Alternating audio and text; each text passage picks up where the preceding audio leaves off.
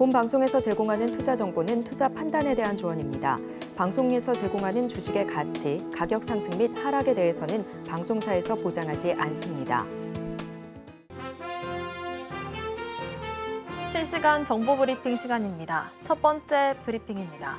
진양공 HLB그룹 회장은 간암 1차 치료제로 미국 FDA에 신약 허가를 신청한 자사 리보세라닙과 중국 한서제약 캄렐리주맙의 병용요법 관련 CRL을 받았다고 밝혔습니다. 두 번째 브리핑입니다. 올해 1분기 국내 은행의 당기 순이익이 전년 동기 대비 1조 7천억 원 줄어들었습니다. 홍콩 H지수 ELS 손실에 대한 배상금이 실적 악화에 영향을 미쳤습니다. 마지막 브리핑입니다. 국내 철강 업계가 정부와 마주 앉아 대책을 논의했습니다. 이날 회의는 중국의 철강 수출 증가, 미국 중남미 등 주요국의 관세 장벽 강화, 엔저 등 철강 수출입 리스크 관련 철강 업계 애로사항을 점검하고 민관이 함께 대응 방안을 모색하기 위해 마련됐습니다. 시청자분들께서도 국내 철강 업체들이 대외적인 리스크를 딛고 일어날 수 있을지 업황 흐름 지켜보시길 바라겠습니다.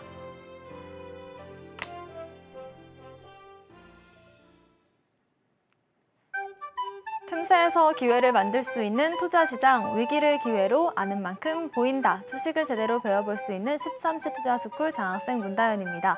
저희 13시 투자스쿨에서는요, 김선규 1타 강사님만의 전략적인 노하우를 통해서 투자에 대해서 A부터 Z까지 배워보실 수 있으니까요, 끝까지 함께해 주시길 바라겠습니다. 저희가 방송 중에 드리는 정보는 전문가님의 조언일 뿐입니다. 참고만 하시길 바라겠고요. 서울경제TV 자본시장법 준수하고 있습니다. 모든 불법 사항들 엄중히 금하고 있습니다. 또 서울경제TV와 서울경제신문의 사칭한 피해가 늘고 있다고 합니다. 각별한 유의도 부탁드리겠습니다. 저희 방송 실시간으로 소통 이어가고 있습니다. 유튜브 검색창에 서울경제TV를 검색하시고 실시간 방송 보시면서 채팅 참여 가능하시니까요. 많은 참여 부탁드리겠습니다. 저희 간판 얼굴이시죠? 김선규 전문가님 바로 인사드려보겠습니다. 전문가님 어서 오세요. 안녕하세요. 안전하고 확실한 수익의 김선규입니다. 네, 지금 현재 계속해서 증시가 빠지고 있기 때문에 많은 분들 어제 그렇게 해서 잘 올라가던 증시가 오늘도 이렇게 갑자기 빠지냐 이러고 상당히 당황하실 거라고 생각합니다. 하지만 절대 놀라지 마시고 13시 투자스쿨 끝까지 지키고 그리고 오늘의 이 시장 끝까지 지키면서 여러분들 정신을 잘 잡으시고 그리고 계속해서 수익을 챙기시기를 권해드리겠습니다. 그리고 매일 아침 그리고 장이 끝나고 난 이후에도 여러 가지 정보를 여러분들께 제공을 해드리고 있으니 많은 관심 부탁드리겠습니다. 네, 신고가를 달성했던 뉴욕 상대지수가 조금 눌림을 주면서 국내 증시도 하락세로 전환을 하고 있습니다. 실시간 국내 시황부터 체크해 볼까요? 자, 일단 코스피부터 먼저 보도록 하겠습니다. 코스피 어제에 이어서 오늘 계속 음봉이 나왔죠. 어제는 음봉이었지만 그래도 갭 상승하고 올라갔던 그런 상황이었던 데 비해서 오늘은 2750포인트가 완전히 무너지고 지금 현재 2727포인트 이 자리에서 굉장히 간신히 자리를 지키고 있습니다. 현재 이 자리를 보시게 되면 2700에서 2750포인트 이 두 개 포인트 사이에서 계속해서 횡보하려는 이런 움직임이 나오고 있고 생각보다 여기 2750포인트를 뚫는 것이 쉽지가 않다는 것을 다시 한번 보여주고 있습니다. 여기에서 좀 더 강하게 올라가기 위해서는 이제 우리의 지수 종목인 삼성전자, SK하이닉스 이 두 개 종목이 여기에 대해서 좀 더 강한 모멘텀이 나올 수 있어야 한다. 즉 쉽게 얘기해서 AI 반도체와 그다음에 HBM 메모리에 관련되어 있는 여러 가지 제대로 된 숫자가 나오는 실적 관련 이슈들이 나오지 않는 한 앞으로 여기에서 위로 올라가는 것이 조금은 버거울 수 있는 그런 상황이라는 것을 여러분들이 기억해 두시면 되겠고요. 특히나 HLB 그룹의 지금 FDA 신약 승인이 불발된 것들로 인해서 제약바이오들이 전체적으로 조금 상당히 약세를 보이고 있는 가운데 그나마 일부 종목들은 또다시 또 오르고 있습니다. 그렇기 때문에 현재 자리에서 여러분들은 절대 물량을 놓치거나 이렇게 증시가 빠지는 것에 대해서 놀라시면 안 된다. 늘 거듭 당부드리고 있는 그런 내용임을 기억해 주시기 바라고요. 자, 그러면 다음으로 코스닥을 한번 보도록 하겠습니다. 현재 코스닥 굉장히 많이 빠졌죠.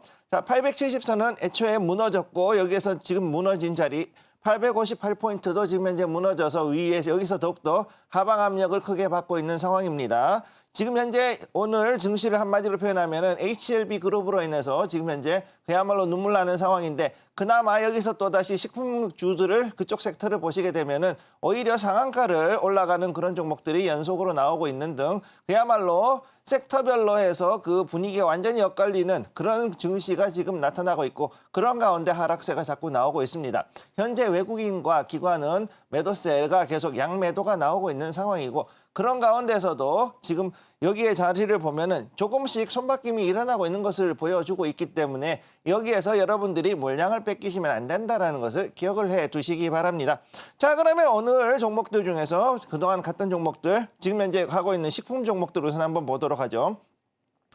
자, 여기에 보시면은 S&D 같은 경우 지금 오늘 거의 상한가까지 갔다가 지금 상한가가 조금 풀렸습니다만 굉장히 강하게 올라가고 있는 종목이라고 보시면 되겠고요. 이 종목 같은 경우에도 그동안에 계속해가지고선 바닥을 기다가 그리고 잠시 올라갔다가 떨어졌지만 이렇게 거래량이 없는 상태에서 가다가 다시금 이렇게 오늘 강력한 급등이 나오고 있습니다. 특히 재미있는 것은 현재 수산 관련되어 있는 그런 종목들이 강하게 올라가고 있다는 거 지금 현재 그 부분들을 좀 더 주목을 해주시고 그 다음에 또 여기에서 오늘 이미 1분기 실적으로 인해 가지고서 떴던 삼양식품 거의 뭐 완전히 상한가로 올라가는 그 기염을 토하고 있는 그런 모습이라는 거 기억을 해 두시기 바랍니다.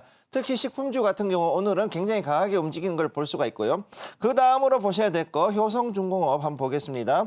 아침에 굉장히 강하게 올라갔었죠. 여기도 거의 상한가 근처까지 올라갔다가 지금 현재 급격하게 빠지고 있는 모습을 이렇게 보여주고 있습니다. 현재 이 자리를 보시면 되고요.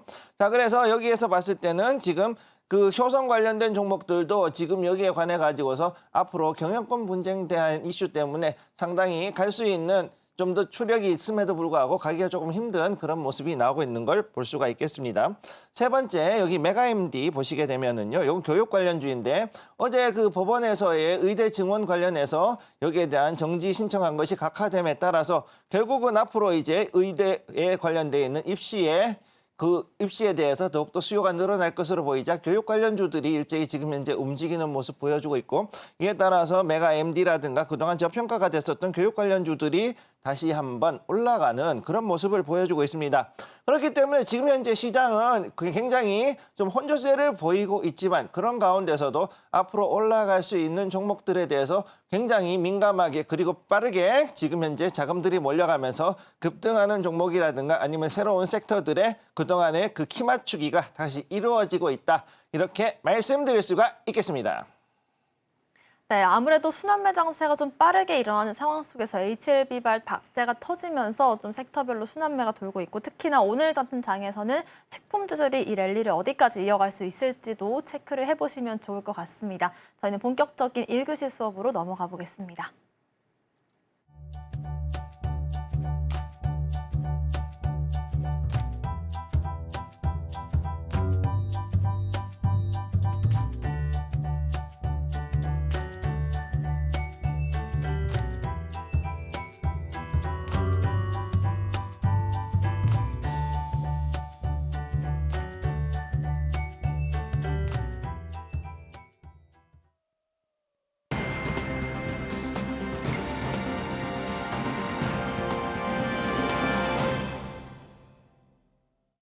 본격적인 1교시 투자 클래스 시간 시작해 보겠습니다. 여러분들과 역시나 소통 이어가고 있고요. 유튜브 검색창에 서울경제TV를 검색하시고 실시간 방송 보시면서 채팅 참여 가능하십니다. 이번 시간은 여러분들과 함께 오늘 장에서 중요하게 봐야 될 이슈들에 대해서 브리핑 해보는 시간입니다.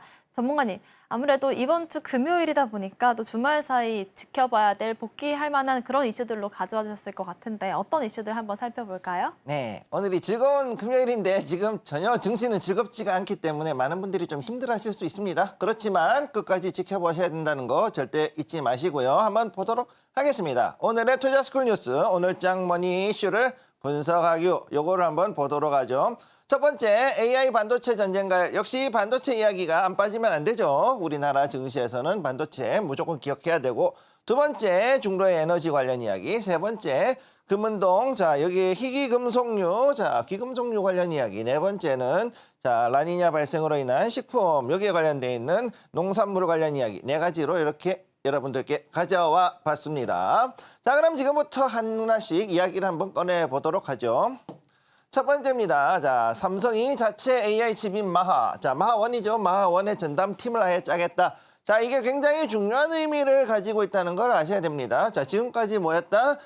삼성전자는 물론 지금까지 파운드리, 팹리스, 그 다음에 또 여기다가 메모리까지 해가지고서 모든 것을 다 혼자서 다 할 수 있는 세계 유일한 업체죠. 그런데 지금 현재 메모리 분야에 대해서 지금 밀리고 있는 게 누구냐?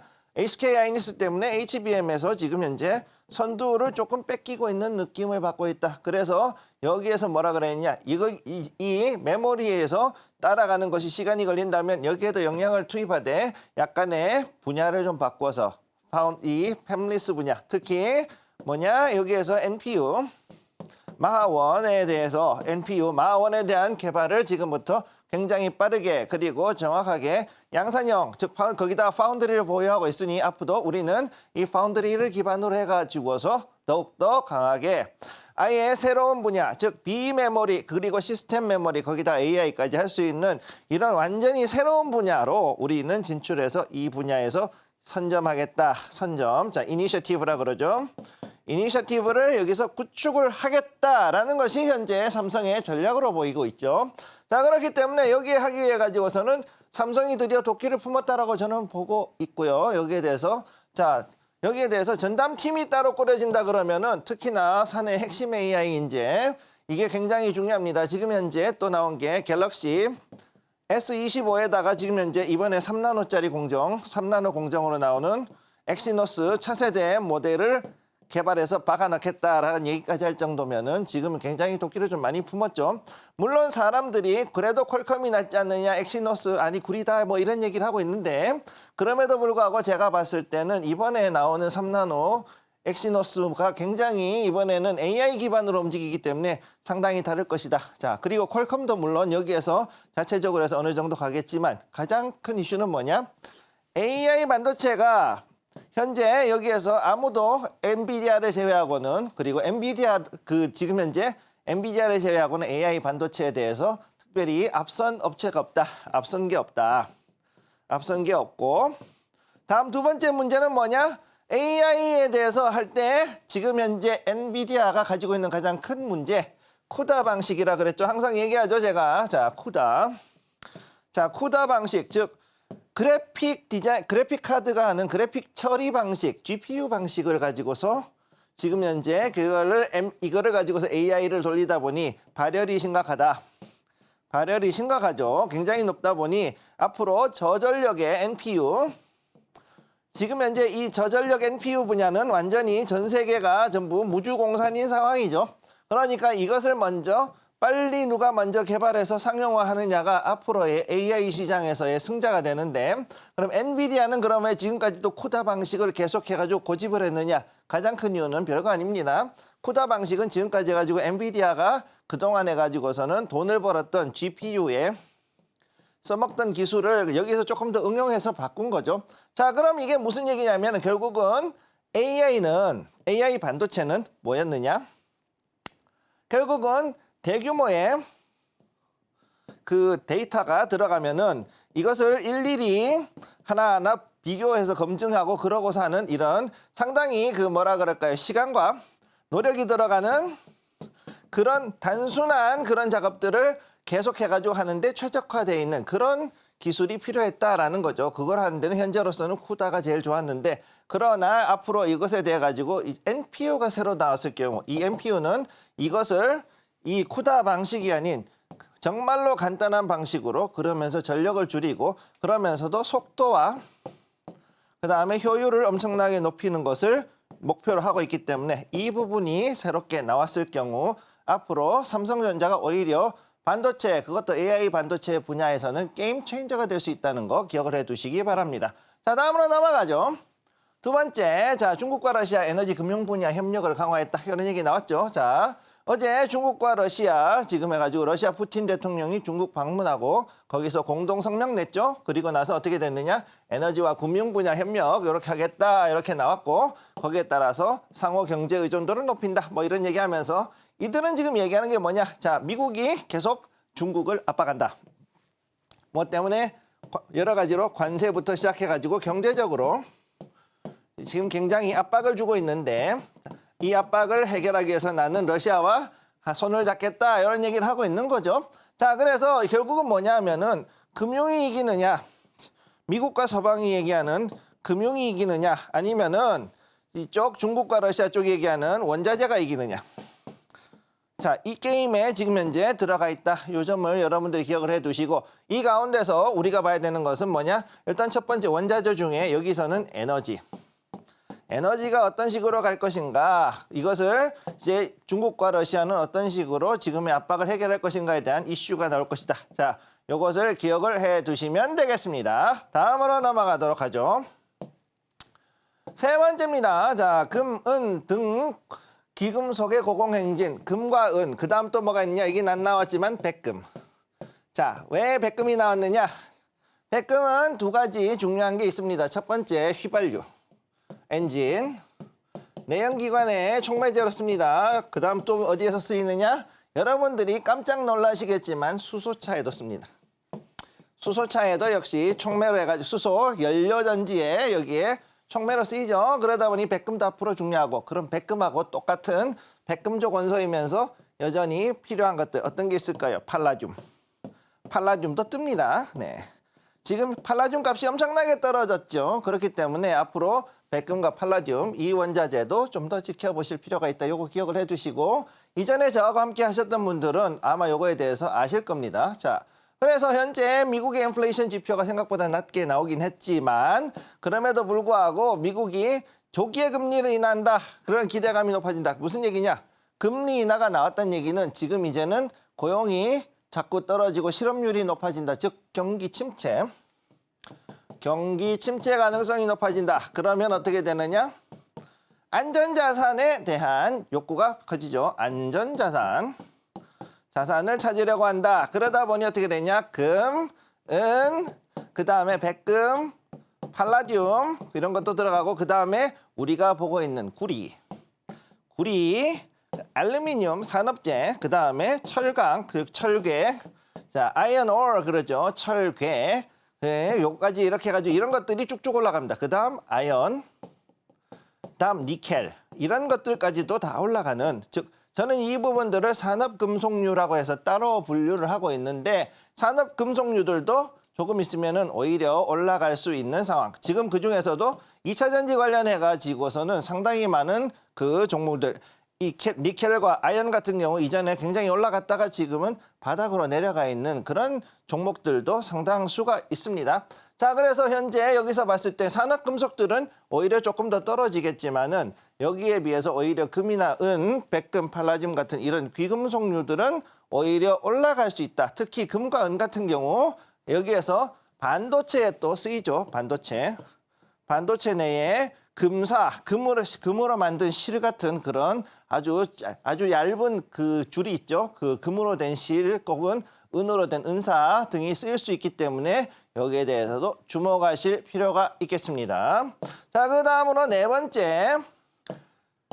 번째는 라니냐 발생 가능성 80%, 코코아와 커피가 지고 이제 이 ETF가 든다. 자, 그래가지고 지금 현재 코코아나 커피는 이미 한번 거의 3배에서 4배 정도 튀어 올랐다가 지금 이제 좀 떨어지고 있는, 그래서 소프트 커머디티, 그래서 연성 원자재, 쉽게 얘기해서 우리 농산물 중에서 기호식품이라 부르는 거 있죠. 그래서 여기에 코코아 커피 이런 게 있고, 그 다음 또 중요한 거지만은 설탕, 슈가가 있고요.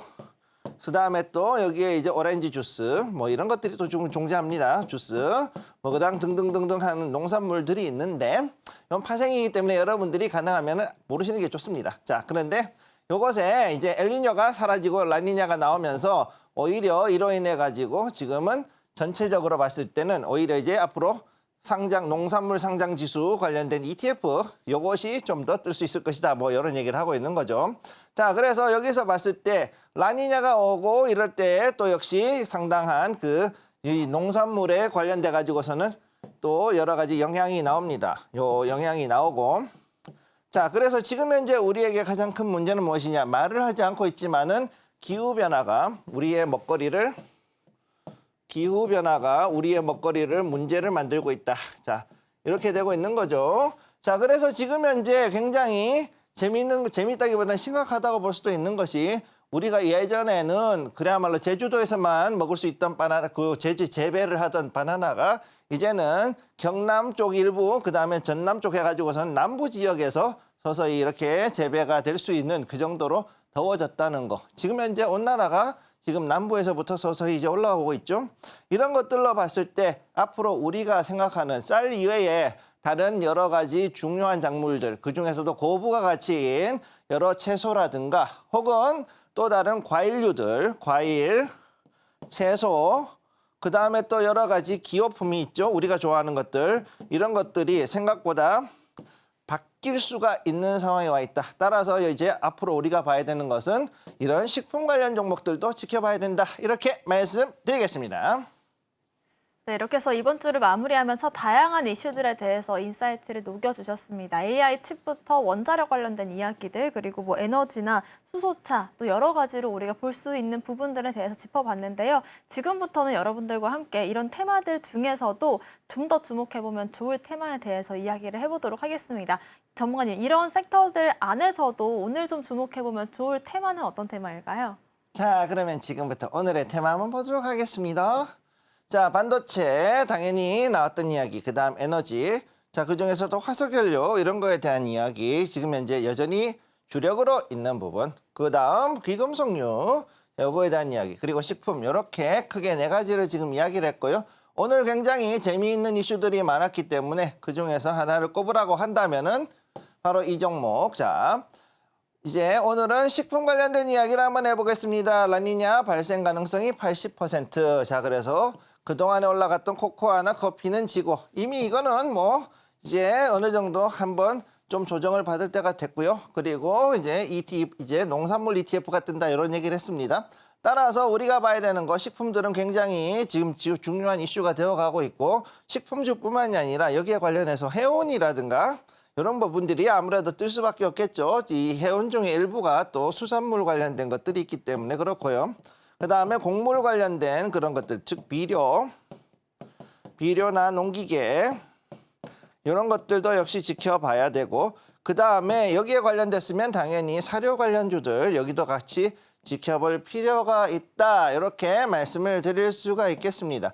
자, 그러면 지금부터 식품 관련된 이야기를 한번 해보도록 하죠. 자, 머니 모멘텀을 봤을 때 기후변화에 따른 농작물 가격 상승 상당히 중요한 이야기입니다. 요거하고 두 번째 인건비 증가에 따른 가공식품의 가격 상승. 자, 요 두 가지 굉장히 중요한 거죠. 첫 번째부터 먼저 이야기를 해보면 기후변화에 따른 농작물의 가격 상승. 이것은 생산량의 문제하고 관련됩니다. 생산량과 직결되죠. 생산량이라는 것이 직결이 되는데 보통 일반적으로 봤을 때 우리가 수확량이 5% 이상 하락했을 경우 이거를 가지고 우리는 뭐라 그러느냐? 기근이라 부릅니다. 자, 굉장히 중요한 얘기인데 여러분들이 봤을 때 기근이라는 게 아주 심각해가지고서는 갑자기 먹을 것이 뭐 한 절반 이하로 뚝 떨어지는 이런 그야말로 재난급의 사태를 얘기하고 있지만 일반적인 개념에서 자, 생산량이 5% 이상 정도 떨어졌을 때 경제학적으로는 일반적으로 기근이라는 개념을 집어넣습니다. 왜?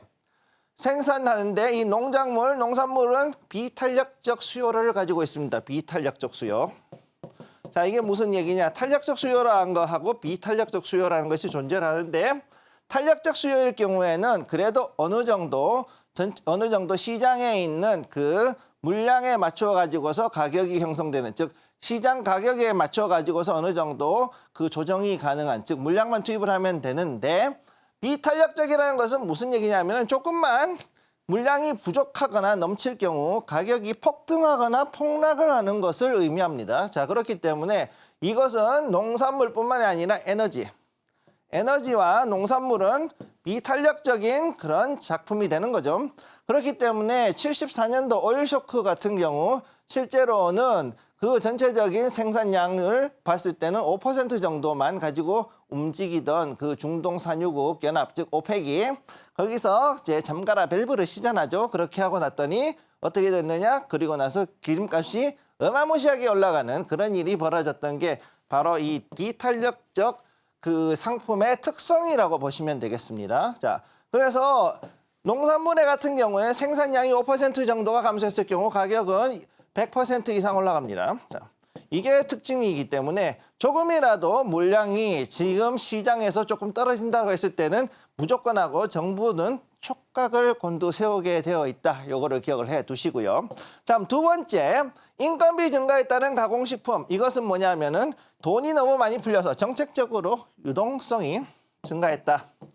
유동성이 증가했기 때문에 이런 말미암아서 지금 이 식품 가격 자체가 올라갔다. 특히 가공식품에 대한 것들은 더욱 많이 올라갔다라는 것을 지금 여기서 보여주고 있는 거죠. 그래서 오늘 나오는 조금 이따 나올 종목들을 보시게 되면은 그것이 반영이 됐을 때 어떻게까지 되느냐 이거를 잘 보여주는 예가 바로 이 식품 섹터라고 볼 수가 있겠고요. 자, 그러면은 머니 모멘텀으로는 무엇이 있겠느냐? 첫 번째, 코로나 이후 모든 물가가 올랐다. 자, 유동성에 관한 걸 먼저 이야기를 하죠. 코로나 이후로 모든 물가가 올랐다. 자, 이때 엄청나게 정책적으로 자금이 풀립니다. 정책 자금이 풀리는데 이게 우리나라만 풀린 게 아니라 미국을 비롯해서 글로벌리 글로벌 유동성의 완화, 즉 QE가 양적 완화가 벌어지게 되는 거죠. 자, 그런데 이것이 금융학적으로 해가지고서 일어난 게 아니라 천재지변으로 인해서 어쩔 수 없이 진행을 했던 글로벌 양적 완화이기 때문에 이때 전 세계의 모든 돈이 엄청나게 풀렸어요. 자, 그랬고 그 다음에 식품을 만드는 사람들이 그때 당시에 락다운으로 전부 다 집 안에 들어박혀 있고 그 다음에 돌아가면서 순환근무를 해야 되는 악순환이 벌어지고 미국 같은 경우 타이슨푸드 같은 경우 회사에서 보조금을 주고서 나와가지고서는 억지로 일을 했던 그런 경우도 실제로 존재를 했습니다. 자, 그랬기 때문에 코로나가 지나간 이후 이렇게 돈이 많이 풀리고 나서 모든 물가가 올라가는데 여기에서 농산물이나 혹은 이런 육류, 축산물 이런 것도 예외가 아니라서 먹거리는 다 올라가는, 먹거리가 전부 다 올라가는 이런 일이 벌어진 거죠. 그래서 일단 첫 번째, 물가가 올라갔다. 자, 이래서 결국은 우리가 알고 있던 모든 식품들 이전에 그래도 상당히 싸게 해가지고서는 저렴한 식품 가격이 이제는 식품 가격이 더 이상 형성이 어렵게 됐다. 이게 어렵게 됐다라는 것이 첫 번째 이유가 되고 두 번째, K푸드의 글로벌 관심이 증가했다. 자, 솔직히 말씀드려가지고 30년 이전만 하더라도 30년 전 거의 1990년대, 2000년대만 하더라도 외국인들이 우리나라 음식을 아는 것들이 뭐가 있었냐? 기껏해봤자 김치 정도. 김치, 미국 갔을 때 제가 겪어본 걸로는 김치 정도 알고 그 다음에 불고기 뭐 이 정도였단 말이죠. 네. 그 다음에 또 뭐 여기서 조금 더 올라가면은 그나마 김밥 정도나 알까 뭐 이랬죠. 근데 김밥을 뭐라 그랬느냐? 이거를 그냥 일본 스시 같은 그런 우리 막기 같은 그런 건 줄 알고 있었단 말입니다. 자, 그랬는데 시간이 지나면서 이 K푸드가 굉장히 유명해졌고 특히 누가 했느냐? 켄달 제나부터 시작해서 이분이 아주 거의 뭐 이번에 그 식품 수산주 올라가기 한 1등 공신이 이분인데 이분이 애 낳고 나가지고서는 애들한테 뭘 먹이냐 그랬더니 우리나라 김 먹이더라. 김을 좋아해요. 이거를 인스타에 올리고 났더니 갑자기 김값이 확 올라가는 이런 황당한 일들이 벌어지기 시작하죠. 자, 우리의 인스타를 좋아하는 많은 우리 SNS 유저들께서 전 세계 셀럽들을 보는데 미국의 셀럽들이 우리나라 K푸드에 관심을 받기 시작합니다. 그래서 비빔밥 그동안에 알고 있던 거 불고기만 알던 우리 그 미국인들이 비빔밥을 비롯해가지고 만두 그 다음에 김밥 자 이제 냉동김밥 요즘 뭐 아주 난리가 났죠. 이런 것들 뭐 이런 것들이 또 나오고 거기다가 셀럽들이 먹기 시작하니까는 일반인도 찾는다. 참 이런 거 보면은 참 우리가 미국에 있는 셀럽들한테 고맙다고 얘기해야 될지 뭐라고 해야 될지 모르겠습니다만 K푸드의 글로벌 관심이 이런 식으로 해가지고 SNS를 통해 증가가 되다 보니까 K푸드가 뜨게 된대. 그래서 보면은 보통 CJ 제일제당이 비비고로 해가지고서 북미에 간 거라든가 혹은 뭐 여러 가지가 있죠. 풀무원도 있고 그 다음에 또 이제 그거 말고도 이제 우리 팔도식품 뭐 팔도는 옛날에 이미 했지만 그쪽도 이미 올라가 있는 상태. 그 다음에 농심 그 다음 뭐 이런 것들이 쭉쭉 가는 것들을 볼 수가 있겠습니다. 자, 그래서 오늘의 종목 두 개를 한번 보도록 하겠습니다. 첫 번째, 삼양식품. 자, 오늘 아주 히트쳤죠? 이 유명한 삼양식품. 두 번째는 뭐냐? 사조 시푸드. 요 두 가지를 한번 가지고 와봤습니다. 한번 보도록 하죠. 첫 번째, 역대급 실적으로 상한가를 찍어냈다. 여기는 안 보이지만 여기에 아예 그냥 점상으로 해가지고 올라가 있죠. 이렇게. 자, 이렇게 해가지고 30%. 잠깐만, 103,000원 올라갔습니다. 오늘. 103,000원이 플러스 돼가지고서는 33만원짜리가 44만원이 되는 아주 기적 같은 일이 벌어졌죠. 그래가지고서 이렇게 보면은 야, 이거 정말 삼양식품 대단하네 그랬는데, 보시면 아시겠지만 옛날에 우지파동 났던 데가 이때 그래가지고 완전히 바닥으로 갔다가 그리고서는 옆으로 줄줄 기었죠. 기어가는 상태에서 여기에 이때 2015년 16년도 나가사키 짬뽕을 시작해가지고서는 신제품 개발이 들어갑니다. 그래가지고서는 가면서 이제 불닭볶음면, 자, 이런 것들이 나오게 돼서 결국은 라면에서 다시 또 가격이 올라가기 시작했다. 이렇게 볼 수가 있고, 이것이 특히나 역대급 실적을 찍어내면서 이번에 오늘 상한가가 들어간 그런 종목이다. 이렇게 볼 수가 있겠고요. 근데 놀라운 것은 뭐냐면은 이미 2000년대부터 해가지고 이때 엄청난 매집이 거의 뭐 20년 가까운 기간 동안에 지금 매집이 이루어지고 있었다라는 것을 보면은 이 종목 삼양식품 실적이 좋았음에도 불구하고 그동안 많이 한 20년을 소외가 됐었던 종목이라는 걸 볼 수가 있는 거죠. 자, 그래서 식품주 지금부터 조금 더 지켜볼 필요가 있겠다. 다음 두 번째. 자, 일본의 후쿠시마 오염수 해양 방류 소식에 떨어져야 되는데 이상하게 오히려 급등을 한 사조식품. 실제로 시푸드 관련 종목들 지금 전부 다 올라가고 있습니다. 오히려 급등이 나왔죠. 그래서 이런 것들로 봤을 때 현재 이 시푸드가 사조가 굉장히 뭐 동원이라든 기존에 있던 오양수산, 뭐 오양수산이나 뭐 다른 그런 식품류들을 쫙 먹었고, 그래서 이 수산에서는 동원하고 그 다음에 사조가 사실상 세계 1, 2위를 잡고 있습니다. 기준은 뭐냐? 참치선단. 참치선단이 어떻게 되느냐? 그거에 따라 달라지겠죠. 가다랑이 잡는 그 선단을 누가 얼마나 보유하고 있느냐. 자, 그런데 동원 같은 경우에는 이제 여기서도 또 여러 가지로 바뀌어서 IT하는 시스템즈, 동원 시스템이 있고요. 그 다음에 또 투자하는 한투, 한국투자, 뭐 이런 것들이 또 쭉쭉쭉 해가지고 계열사로 나와 있는 걸 볼 수가 있죠. 거기에 비했을 때 사조는 그야말로 이 수산물 하나만 파가지고 지금까지 굉장히 커 있는 그런 종목이라고 보시면 되겠습니다. 네, 이렇게 식료품, 음식료 관련된 종목들은 정말 장기간 시장에 소외가 됐었는데 지금부터는 정말 본격적인 상승을 기대할 수 있는 시점이 왔습니다. 이렇게 해서 테마로서 식품 관련된 종목들 살펴봤고요. 저희가 2분기 주도 테마로는 AI와 반도체를 말씀드리고 있습니다. 여러분들께서 직접 공부하실 수 있도록 테마 리포트 준비를 해드리고 있고요. 김성규 전문가님의 리포트 신청해 주시는 분들 한해서 저희가 보내드리도록 하겠습니다. 전문가님, 오늘 말씀해 주신 식품주들의 두 종목, 삼양식품과 사조시푸드인데 삼양식품은 정말 4월부터 해서 조정 없이 올라왔더라고요.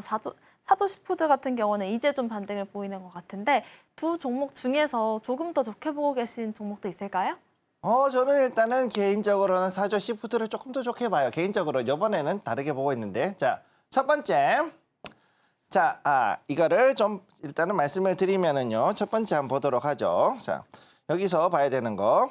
악정고투 끝에 다시 찾은 왕좌 했죠. 예전에는 삼양식품이 원조였습니다. 삼양이 원래는 잘 갔죠. 삼양식품의 삼양라면 모두가 다 기억하고 있죠. 닭고기만 육수였는데 이제 소고기 맛으로 바꾸고 그리고 나가지고 쭉 가다가 참 우리 모두가 다 알고 있는 흑역사, 참 우지파동, 소기름, 공업용 소기름이라 그래가지고 아주 난리가 났었는데 이때 이것 때문에 정말 고생했었습니다. 자, 그랬음에도 불구하고 아까 차트를 보셔서 아시겠지만 2000년도 초반부터 해가지고 엄청난 매집이 들어오고 그래서 20년 칼을 갈고서는 드디어 다시 왕좌를 차지한 것이 지금 현재 삼양식품이라고 봐야 되는 거죠. 자, 그렇기 때문에 하나의 기업이 있을 때 그 기업을 보는 첫 번째 조건, 실적. 그렇다고 해서 삼양식품이 실적이 나빴느냐? 그동안 위기를 좀 겪긴 했습니다만 그럼에도 꽤 나쁘지 않게 갔다는 것을 알 수가 있고, 그 다음 사조 시푸드와 비교했을 때는 지금까지 고생을 해가면서 신제품 개발하고 어떻게든 다시금 상승하려는 의지를 가지고 있었기 때문에 다시 찾은 왕좌라는 것이 맞지만 가장 큰 문제는 뭐냐? 지금 굉장히 많이 올랐고 올랐다는 거. 상당히 고점이다.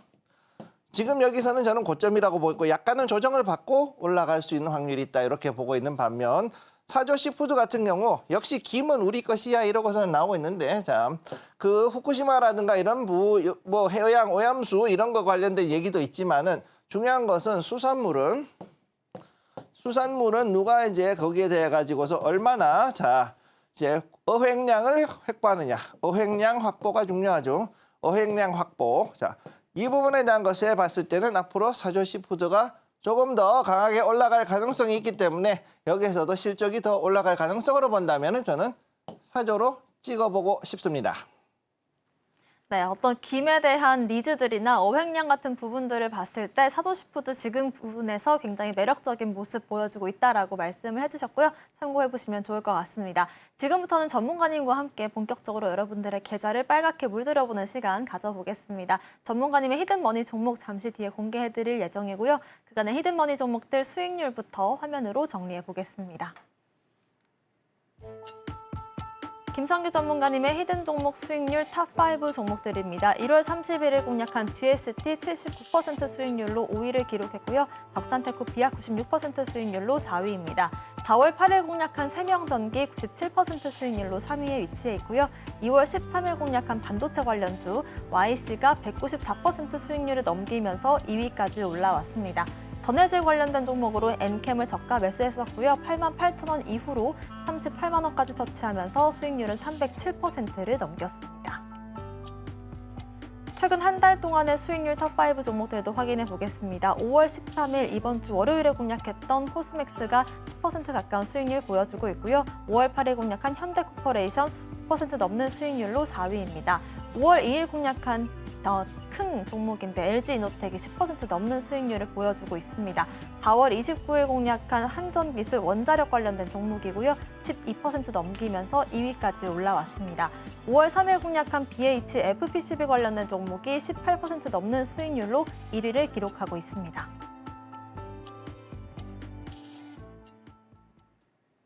네, 이렇게 해서 전문가님의 수익률 탑5 종목들 그리고 최근 한 달 동안의 좋은 수익률 보여준 종목들까지 확인을 해봤습니다. 이 중에서 지금 당장의 리뷰로서 만나볼 종목 어떤 종목일까요? 자, 오늘의 종목 LS 가지고 왔습니다. 한번 LS 보도록 하죠. 여기서 3월 18일에 여러분들께 이제 여기에 종가 매수를 권유해 드렸던 종목이고 바로 이 자리. 자, 여기서 보시면 이 자리에서 제가 종가 매수를 권해드렸습니다. 자, 그래서 여기에서부터 해가지고서는 파동을 타고 다시금 이렇게 올라가는 이 모습을 보여줬고 오늘도 8%가 넘는 이런 수익률을 보여줬습니다. 현재 수익률 58.23% 그리고 이 종목은 대형주입니다. 그래서 5조 3천억 원 이상의 대형주임에도 불구하고 58% 이상 올라갔기 때문에 굉장히 큰 수익률을 보여주렸다. 이렇게 말씀을 드릴 수가 있겠고요. 현재 이 상황으로 갔을 때 LS는 앞으로 그 비철 금속 종목이라든가 귀금속류 그리고 2차 전지 관련된 부분 등 여러 가지 복합 테마가 있기 때문에 앞으로 좀 더 지켜보실 것을 권해드리겠습니다.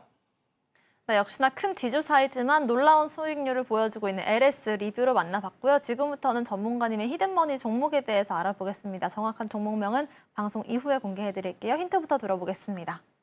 자, 오늘의 히든머니 식품 관련주입니다. 별이 3개, 별이 3개예요. 자, 재밌는 이 종목 한번 보도록 하겠습니다.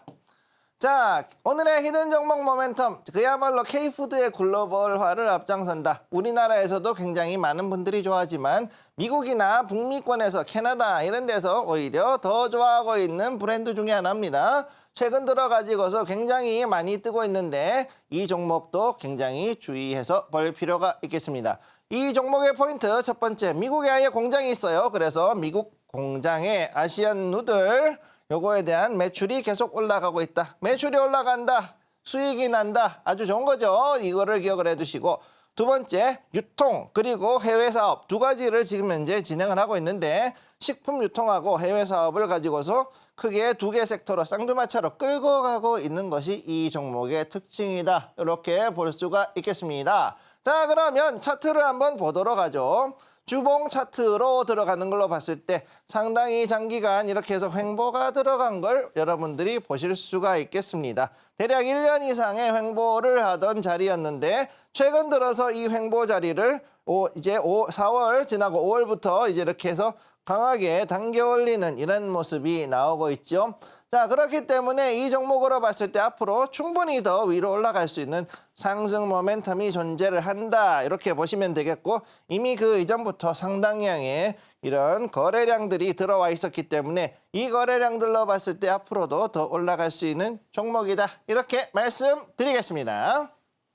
네, 오늘의 히든머니 종목 역시나 식품 관련주로 정해주셨고요. 정확한 종목명은 방송 이후에 공개를 해드리도록 하겠습니다. 저희는 다시 한번 화면으로 정리해 보겠습니다.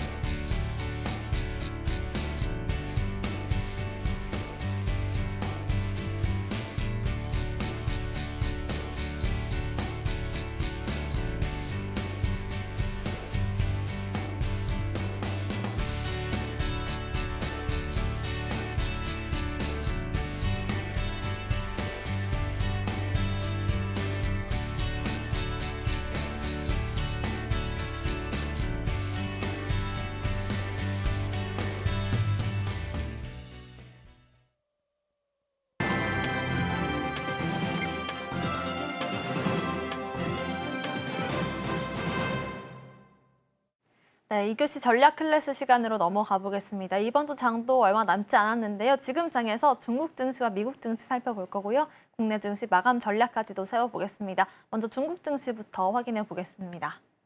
네, 중국 증시 어제 그래도 그 CPI가 낮게 나오면서 그래도 상당히 좀 기대감 가운데에서 약간은 떨어지는 것을 낙폭을 막아주는 그런 하루였습니다. 그렇지만 자리를 보시게 되면 계속해서 여기에 음봉으로 나와 있는 걸 보실 수가 있고요. 이틀 연속 봤을 때 현재 자리를 계속 지키고는 있지만 생각보다는 쉽지 않은 자리. 그럼에도 불구하고 이 자리를 어떻게든 지키고 반등하려는 모습 보여주고 있습니다. 자, 그럼 심천지수 한번 보겠습니다. 현전 같은 경우 지금 여기에 보시면 현전은 지금 이 1761포인트에서 그야말로 어떻게든 안 떨어지려고 아주 힘을 쓰고 있는, 기를 쓰고 있는 그런 모습이 보여주고 있죠. 자, CPI의 둔화가 어제 되살렸다면 그럼에도 불구하고 중국과 러시아의 이 이번 협정을 통해서 오히려 미중 갈등이 더 심해질 수 있다는 생각을 하고 있기 때문에 증시가 생각보다 조금 몸을 사리는 그런 모습을 보여주고 있습니다. 자, H지수, 많은 분들이 그동안 고생하셨던 H지수 지금 다시금 올라가고 있고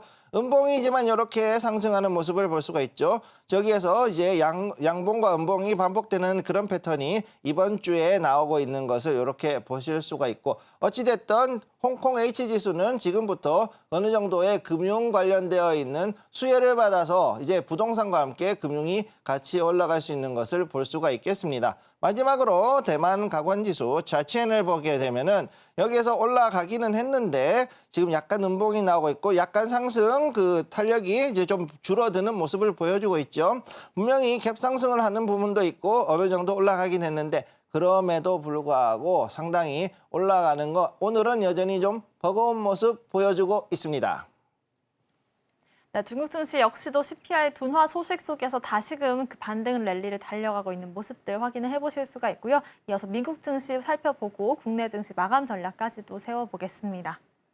네, 다우존스 보시게 되면은 4만 포인트를 터치를 하고서 다시금 떨어졌습니다. 지금 현재 자리 보시면은 4만 51포인트까지 갔다가 거기서 떨어졌는데 사실상 4만 포인트까지 갔을 때 여기를 돌파하는 순간 많은 그 증시에 있는 트레이더들이 그렇게 생각했을 겁니다. 더 간다라고 생각한 사람 반이고 여기가 지금 고점이다라고 생각한 사람이 반인데 어찌되었든 간에 이번에 나스닥이 16,500포인트를 넘어섰기 때문에 그 자리 위에까지 즉 17,000포인트까지 올라갈 수 있는 헤드룸은 만들어졌다 이렇게 보시면 되겠고요. 나스닥을 한번 보겠습니다. 나스닥도 지금 현재 똑같죠. 16,797포인트. 자, 여기서 17,000포인트를 갔어야 됐는데 지금 거기까지는 올라가지 못하고 하루에서 이틀 정도 조금 더 힘이 부딪히는 약간 딸리는 그런 모습을 보이고 있죠. 그럼에도 불구하고 제가 봤을 때 17,000포인트까지는 한번 터치를 하지 않을까 이렇게 지금 보고 있고 여기에 맞춰서 다시금 AI 관련된 종목뿐만 아니라 다른 종목들도 같이 상승할 수 있는 그런 모습이다. 이렇게 말씀드리겠습니다. 자, 그러면 S&P 500 지수 한번 보도록 하죠.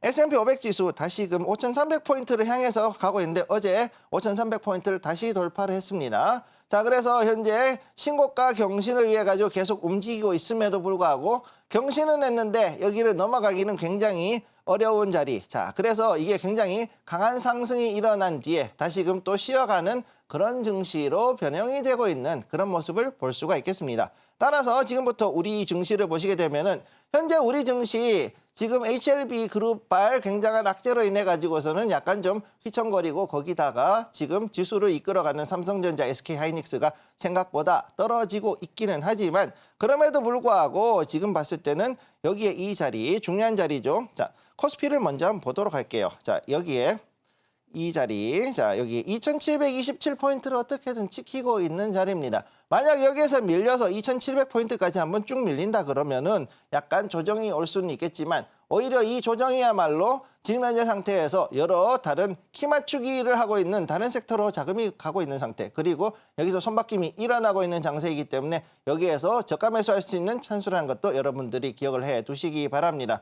코스닥 역시 마찬가지. 코스닥은 오히려 지금 더 많이 지금 빠지고 있는 그런 상황에 와 있는데요. 자, 여기에 이 자리 잠깐만요. 자, 여기에서 봤을 때 이 코스닥 자리도 지금 현재 858포인트가 완전히 무너졌으니까 오늘은 좀 강하게 밀릴 수는 있습니다. 그렇지만 여기에서 오히려 잘 됐다라고 생각을 하시고요. 자, 여기에 854포인트까지는 정도 조정이 나온다고 봤을 때, 그리고 지금 현재 여기를 무너뜨리지 않고 다시금 반등이 들어온 것을 봤을 때는 충분히 이제 강력한 반등이 다시 올 수 있다는 것을 기억하시고 들고 있는 물량은 뺏기지 마시고 그 다음에 저가 매수할 수 있는 여러 종목들, 특히 제약바이오를 비롯해 가지고서 그 다음에 제가 말씀드리는 중국향, 즉 게임주라든가 혹은 엔터, 그리고 여기에 관련된 화장품 관련주들 잘 지켜보실 것을 권해드리겠습니다.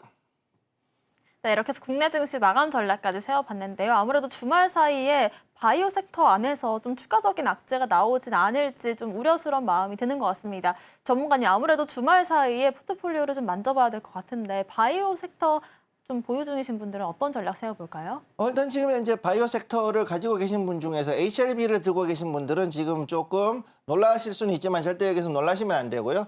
여기에서 보완이 나왔다는 것은 결국은 한 번 더 트라이를 할 수 있다. 즉 여기에서 FDA에서 내용을 보완한 다음에 다시금 들어갈 수 있다는 것이기 때문에 절대 여기에 대해서 놀라시면 안 되고요. 보통 한번 이렇게 해가지고 떨어지더라도 다시금 들어가는 경우가 종종 있는 것을 기억해 두시기 바랍니다. 그렇기 때문에 여기에서 절대 물량을 던지거나 하지 마시고 조금 더 지켜보고 난 다음에 여러분들이 가실 것을 권해드리겠고, 그 다음에 그 이외의 다른 종목들, 특히나 이제 비대면 진료라든가 항암 치료제, 그 다음에 늘 말씀드리는 그 펩타이드라든가 바이오시밀러, 그리고 줄기세포 관련된 종목들은 조금 더 잘 지켜보실 것을 권해드리겠습니다. 네, 이렇게 해서 바이오 섹터 안에서 조금 더 홀딩하면서 지켜보는 전략들까지도 짚어봤고요. 추가적으로 여러분들과 함께 또 종목 마감 이후에도 저희가 이야기 나눠보고 있습니다. 그리고 또 2분기 주도 섹터로서 이 반도체와 AI 테마에 대해서 리포트도 준비를 하고 있으니까요. 아래 보이시는 QR코드 참고하셔서 신청해 주시면 모든 분들께 나눠드리도록 하겠습니다. 오늘 방송의 핵심 내용 화면으로 정리해 보겠습니다. 오늘의 핵심 정리입니다. 지금 장 머니 시간에서는 HLB가 날려버린 지수 상승의 꿈에 대해서 살펴봤고요. 테마 머니 시간에서는 반도체와 에너지, 귀금속과 식품 섹터 짚어봤습니다. 오늘의 히든머니 종목은 식품 관련주입니다.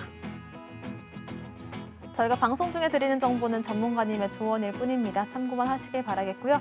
서울경제TV 자본시장법 준수하고 있습니다. 모든 불법사항들 엄중히 금하고 있습니다. 서울경제TV와 서울경제신문을 사칭한 피해가 늘고 있다고 하니까요. 각별한 유의도 부탁드리겠습니다. 오늘 저희가 준비한 소식은 여기까지입니다. 저희는 다음 이 시간에 오겠습니다. 시청자 여러분 고맙습니다.